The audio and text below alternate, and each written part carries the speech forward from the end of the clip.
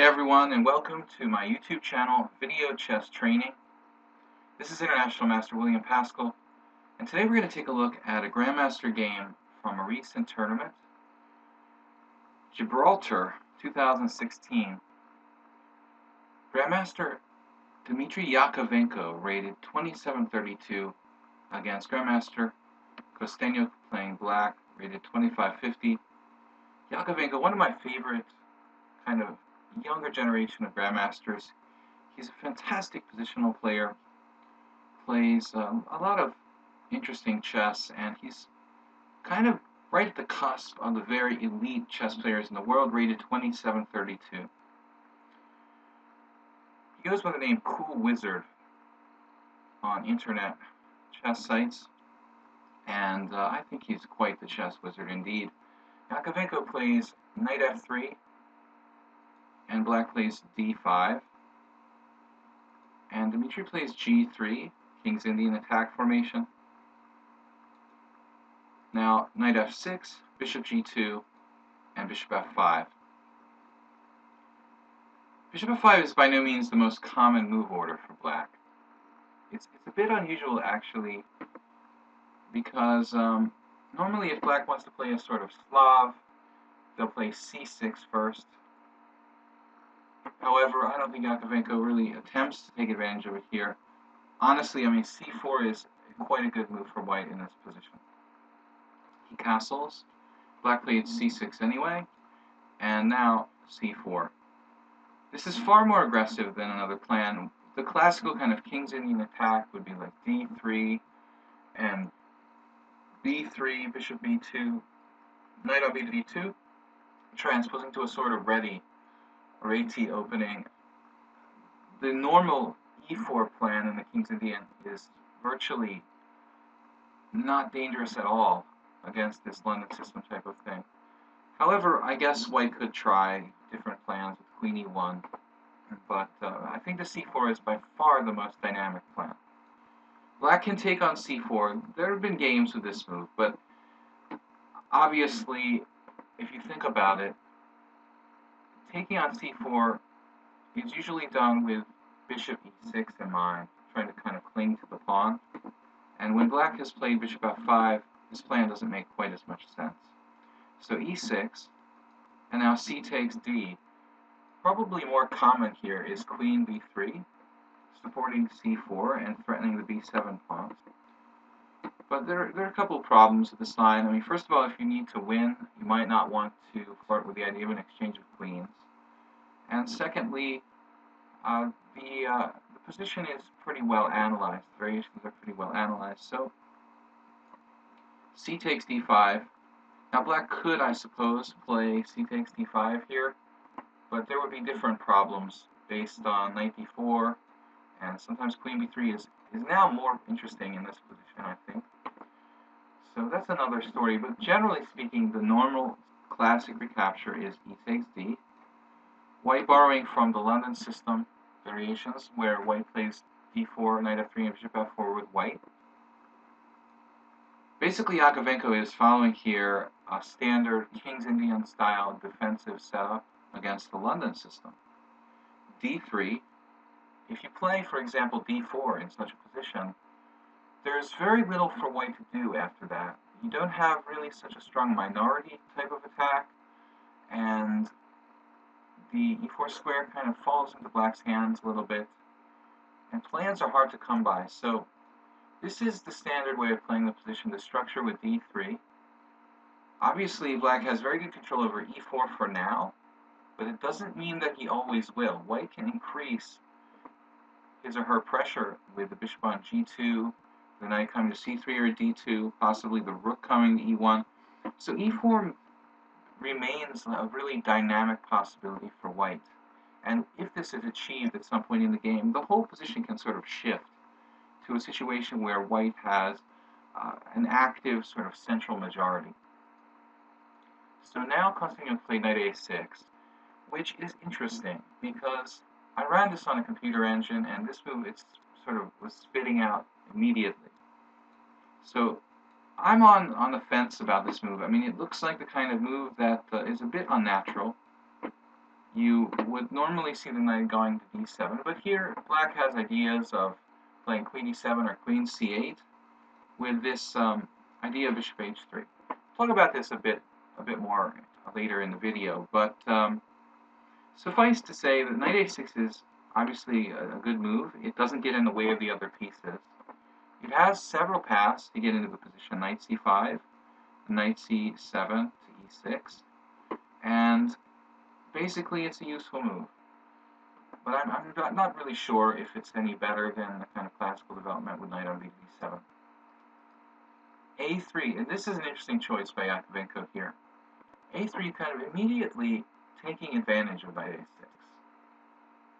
Because if you try to do a3 and b4 in a more typical setup, where black is set up with knight on b7, I would think black would have the strike a5 very, very early to sort of take advantage of this somewhat fragile a3 b4 structure. So here immediately it seems like Jakovenko is trying to actively take advantage of the move a6, or knight a6, where the a5 strike is not available. Bishop e7. Now, bishop d6 may look more active, but in these variations in general, the London system and others, oftentimes there's sort of pawn fork tricks based on e4, e5. So it's not unusual to see what Kosteniuk did here to deploy the bishop quietly on bishop e7 to avoid any kind of tactics, but obviously bishop d6 could be a playable move here, since e4 is quite hard to achieve at this moment. But however, white plays b4. This could be an active diagonal. Bishop f6, bishop a1. So there is, in some sense, maybe some reasons to put it on e7. Black moves the knight and later plays bishop f6, for example. So b4, I like this Jakovenko plan. Again, a5 could be very, very double-edged at some point. Hopefully, he'll have enough counterplay to meet that threat. And Kosteniuk castling, not absolutely necessary here. Knight on b to d2, and interesting that Jakovenko's not rushing with bishop b2, but instead playing knight on b to d2.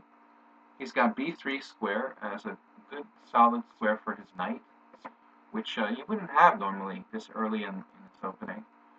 And I think thanks to the knight being on a6. Also, he's got strengthening possibilities of the advance e4. Queen c8, and this is where things get interesting. I'm feeling like Kosteniuk is not really playing correctly in this position. I mean, okay, knight a6 was one thing. It's a little bit off the beaten track. And then this thing with bishop h3.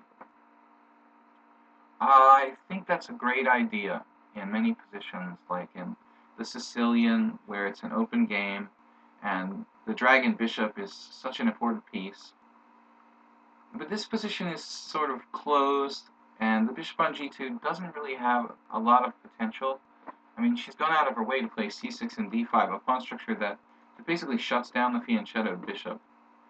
So I don't think that bishop h3 is that big a threat. Having said that, Jakovenko plays rook e1. He doesn't want to trade the white square bishop. I think he could allow it. He could certainly allow it. It may be more of a policy on Jakovenko's part, rather than avoiding this concrete exchange. He may be like kind of avoiding exchanges in general against a significantly low-rated player, almost 200 points lower than him, to avoid any kind of draws. But the thing is, rook e1 has other points. I mean, e4 is what we talked about, the strengthening move in the center, the move that dynamizes the position, that gives white a way to play for an imbalanced position, gives white a way to maybe have an advantage in this otherwise quiet position. So Kosteniuk continues with rook d8.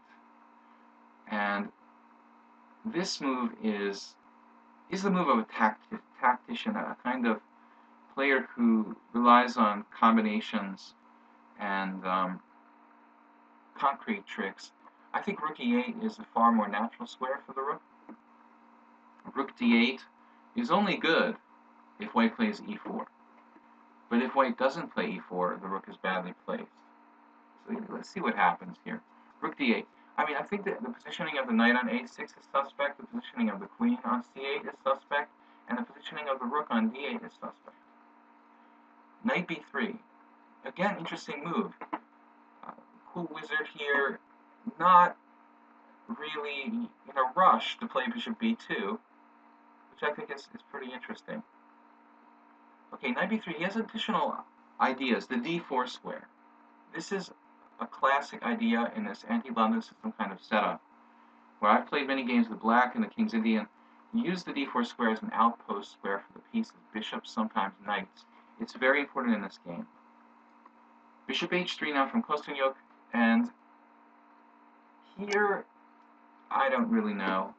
You could let the white square bishop be traded, but Jakovenko plays bishop h1, which is interesting because I think the bishop on h1, bishop on g2 doesn't make a whole lot of difference, really, where it's positioned. Obviously, white has to be careful of the back rank if the heavy pieces start to get traded, but ultimately, it could be a fourth piece for black that's not well placed, the bishop on h3. You'll see. There's one variation later in the game where it's really relevant. Okay, h6 now. I guess this move is sort of against knight g5, but it doesn't seem to be really correlated with any sort of long-term planning by black. Bishop e2. Now white has achieved a pretty ideal piece setup here, but he's going to need some kind of way to go forward, whether that is e4 or whether that is a minority attack on the queen's side. We have yet to see. Bishop on b2, finally, very, very powerful piece. Now knight c7 from Kosteniuk, and, well, it's getting back in the game. It could go to e6. Obviously, there's a little disconnection between the queen on c8 and the bishop on h3, but perhaps that's part of h6. Perhaps it's some sort of plan to play like knight g5. But anyway, it's kind of a standard way for an a6 knight to get back in the game in a queen pawn position. Black doesn't have any a5, by the way, and black wouldn't dream of playing b6 and weakening herself along the c file here. So it's very hard to see any counterplay for black whatsoever. Now rook c1, and what's impressive is Jakovenko's sense of where the pieces belong, whereas black doesn't seem to have that sense. Rook c1, knight e6, and then rook c2. Rook c2 borrowed directly from the Capablanca-Reti kind of games from the early part of the 20th century. Queen a1, this classic Reti maneuver, and the rook is a good lateral piece. I mean, it could play a defensive role should we move our e-pawn, say, forward. So rook c2, very, very controlled move. Give black some rope to hang herself, so to speak. Queen c7 now. Yes, we did have the feeling that queen wasn't placed on c8 that well, so it's interesting. There's no happy square for the queen, really. I mean, queen e7 just walks into knight e5. So the queen, because it was taken off the diagonal, because it doesn't have its original square d8, it doesn't really have a natural kind of home here. d8, e7 would be sort of typical. Queen c1 now, which is kind of a compromise move. Queen a1, I suppose, has to be okay. So queen c1 is an introduction of some new ideas. I mean, he wants to control g5, maybe stop knight g5. Queen f4 idea, since if the knight on e6 moves, queen e3. But more importantly, I guess white's threatening b5 in some points. I mean, you could consider in this position b5 by white, and I'm sure he had to have considered this seriously. I'm not sure.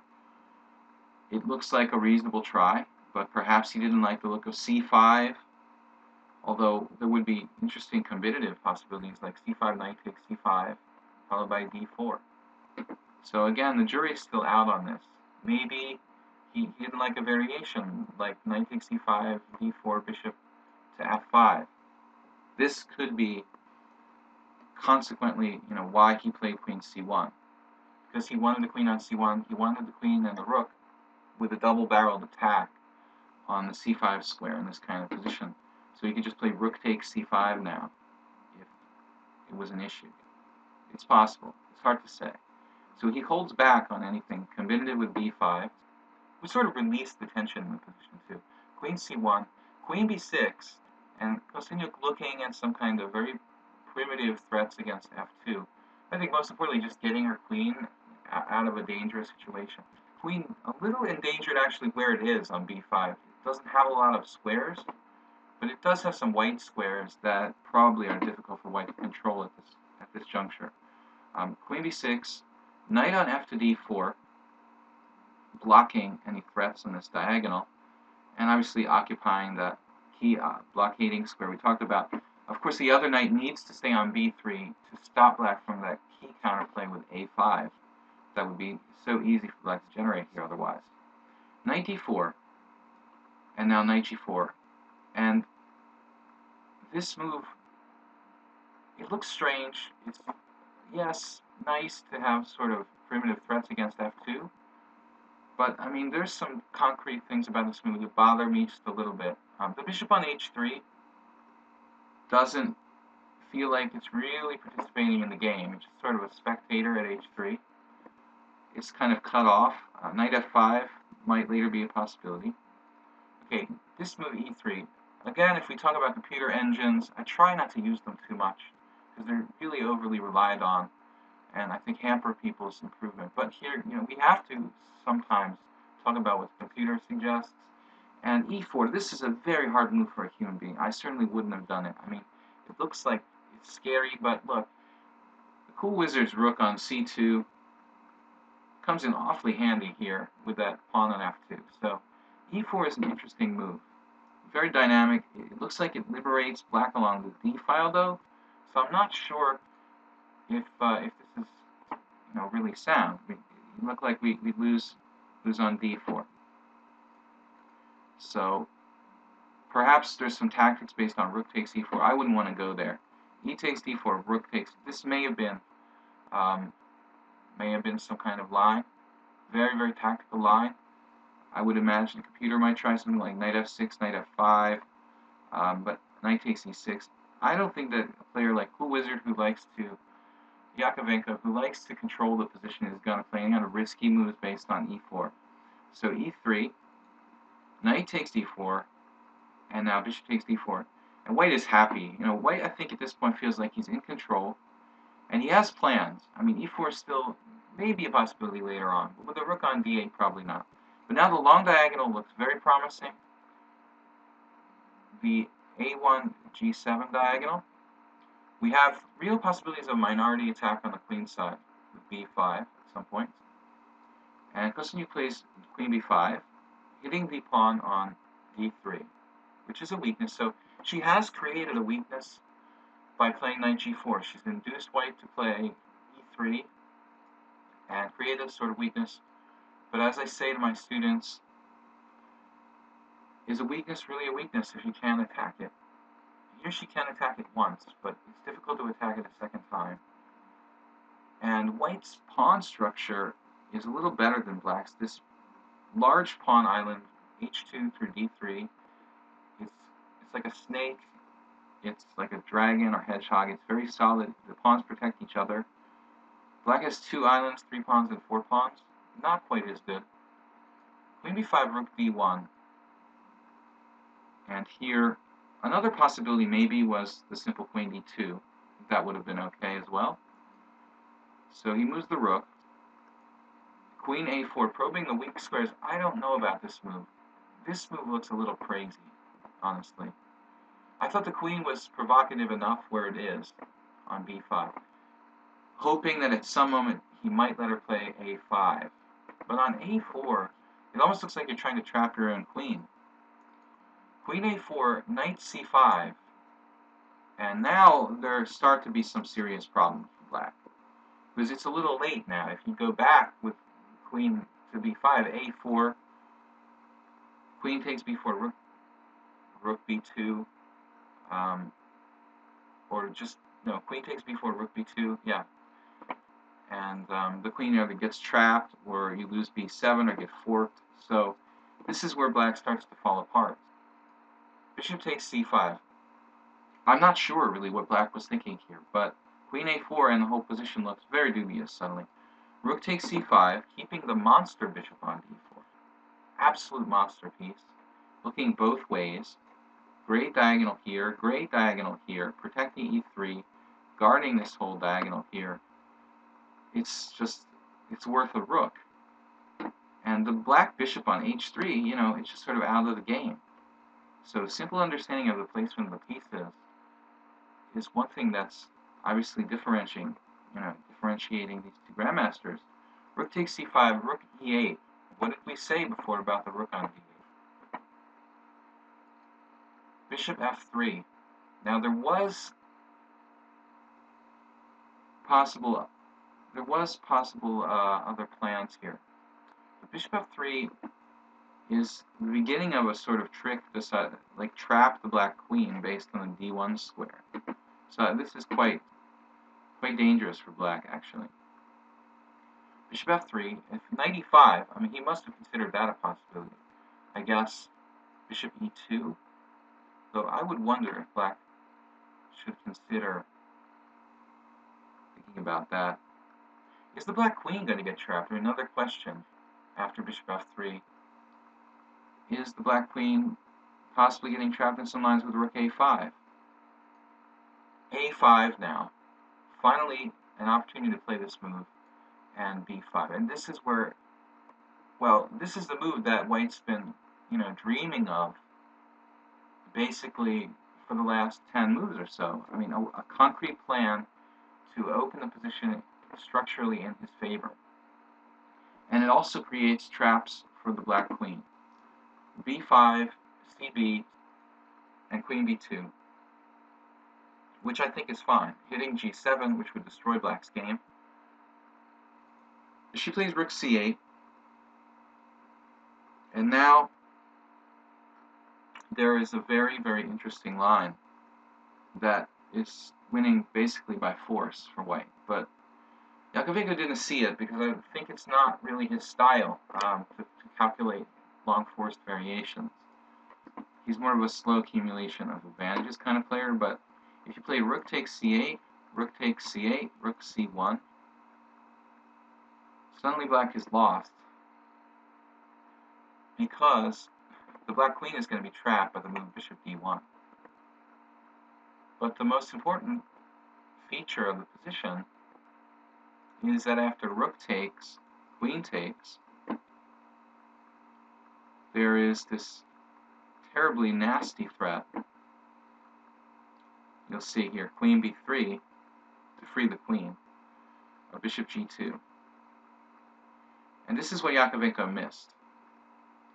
But it's easy to see how a positional player could miss the sequence. But it's funny, it exploits all the weaknesses of black's position: the hanging bishop on g4, the precarious, or bishop on h3, the precarious knight on g4, just the forced win. Bishop takes g2, queen c8 check, king h7, and now, you can take your pick of moves. Queen f5 check, perhaps drive the king back, and then take on g4, threatening mate and winning a piece, when I don't think that black is going to survive very long here. So, yeah, that would have been a really neat win. But Jakovenko didn't see that. He chose to do it the long way. And Kosteniuk puts up tons of resistance here. I don't think she was ever okay, but you have to give her credit, she really hung on. Although I think white was winning all the way.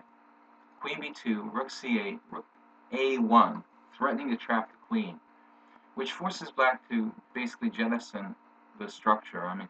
She's going to have to play b4 and be left with resulting very weak pawns.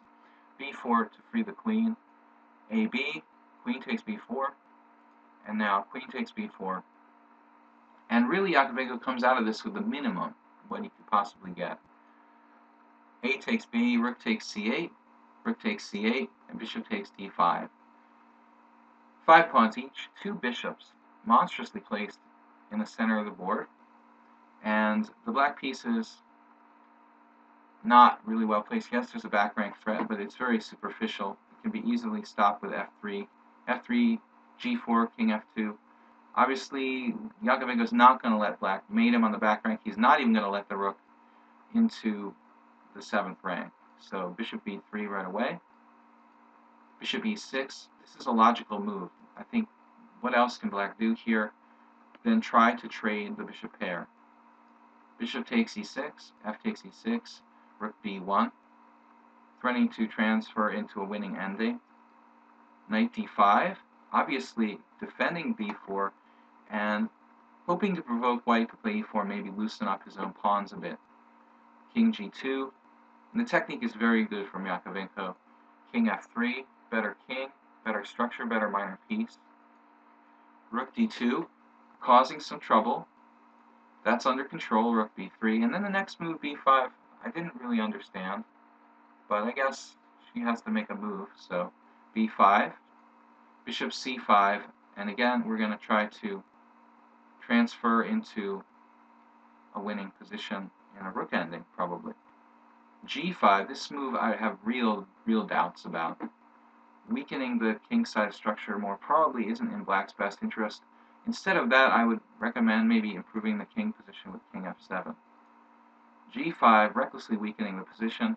e4, forcing black to make a decision. And rook c2. This is hitting the bishop and also threatening maybe rook c3, some tactical complications. So white might have other moves, but he played the simplest. Bishop takes b4, knight takes b4, rook takes b4, and if black hadn't played the move g5, and I don't know, if the pawn on b5 was on the d file or something, it may be a draw. But black is basically down 2 pawns here because of the weakness of the structure and the fact that they're down a whole pawn. I mean, I think it adds up to about a 2-pawn disadvantage. All the weaknesses, the bad king position, and the fact that they're actually down a pawn, means that black is effectively 2 pawns down. d4, and a very brave move here, rook c3 check, not king e2, but king g4, active play with the king. Rook d3, king h5, king g7, and then I think one of the most important moves, e5, taking away the f6 square, and that's the justification of this really active queen advance. The rook will take on b5 and get the 7th with a decisive advantage, a la Capablanca. Rook d2, rook takes b5, rook takes f2, rook b7 check, and the pawns start to fall. King f8, king takes h6. This is a tactical win now. g4, king g5, rook takes h2, king takes g4. We have 2 pawns and we have the better king. The black king just unable to come to the rescue. And it's not that difficult here. Rook b4, rook d3, king g5, and the king wants to penetrate at f6. g4, rook f7, check, king g7, and going for this pawn. This forces an exchange of pawns, basically. Rook f7, rook fd7, rook takes e6, and again on the 7th, king goes back, and maximum distance with rook. If this were rook and bishop pawns, h and f pawns, or a and c pawns, that could be a theoretical draw. Even there, it's not that easy. But in this position, with the pawns, when the pawns aren't a rook pawn, it's an easy, straightforward win for a grandmaster. So black resigned after rook a7. The king and the 2-pawn advantage too much. I thought this was a wonderful positional game from Jakovenko, and I think very instructive if you want to play this kind of repertoire with white, to see an illustrative game of how a 2700 player conducts himself, basically playing against the London system kind of formation in the Slav. This is International Master William Paschall for my YouTube channel, Video Chess Training.